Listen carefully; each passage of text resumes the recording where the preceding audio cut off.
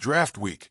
Another chance for Chris Grier to either prove us wrong or remind us, once more, why we keep circling back to the same damn question. Is this really the guy? 9 seasons. That's how long he's been running the show. 9 years, dozens of draft picks, trades that shook the fan base, and free agency moves that made headlines, some for the wrong reasons. And yet here we are. No Super Bowl. Not even a sniff. Just a carousel of potential and collapse. And you feel it, don't you? That sinking sense of deja vu every time April rolls around. Grier's on the clock.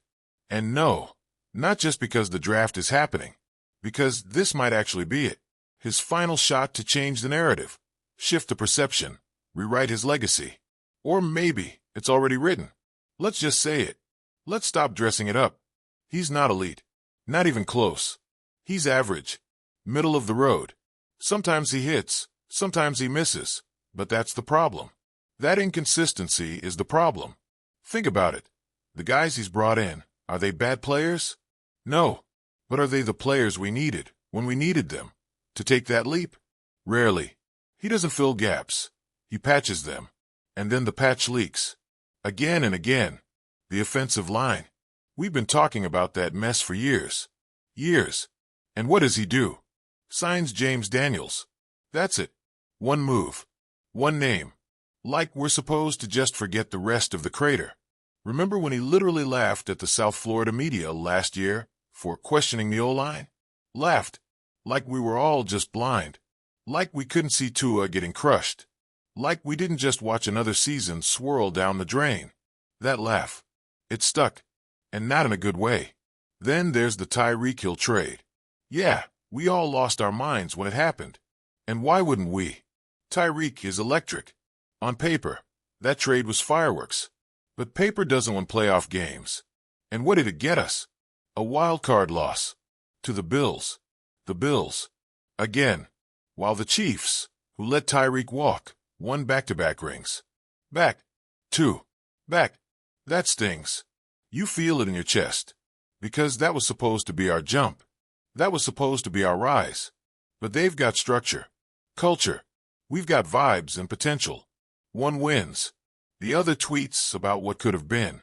And Grier? He keeps promising. That's the worst part. It's not just the misses. It's the promises that rot. He talks about building through the trenches, then trots out Eichenberg. He promises depth, then hands us Band-Aids. He sells dreams, delivers maybes. Now we're staring down another draft. 13th pick. Prime real estate. And what's the vibe? Uncertainty. Confusion. Mistrust. That's the legacy. We should be fired up. We should be dreaming big. Instead, we're bracing for impact. Because we've seen this movie. And it never ends the way it should. You know what's wild? We're not even asking for miracles. We're not asking for 17-0. We're asking for competence. Just fill the obvious holes. Just build a line that protects your franchise QB. Just find a way to make this defense whole again. Not halfway. Not later. Now. Look at the defensive backfield. It's paper thin. Safeties. Who's even left back there? Davis. Melifonwu? You trust that? No one does. And corner? Don't even start. Once Ramsey went down, it was duct tape and prayers. And the defensive line? Zach Sealer can't do everything. He's a beast, sure. But he's alone. Benito Jones? Good guy. But this isn't a charity. It's football. You need depth. You need rotations. And what do we have? Silence. It's not just about one draft. It's never just one. It's the accumulation. The compounding. All those drafts. All those swings. Where's the foundation? Where's the identity? You watch other teams draft with purpose. With aggression. With clarity. You feel it. And then you look at us.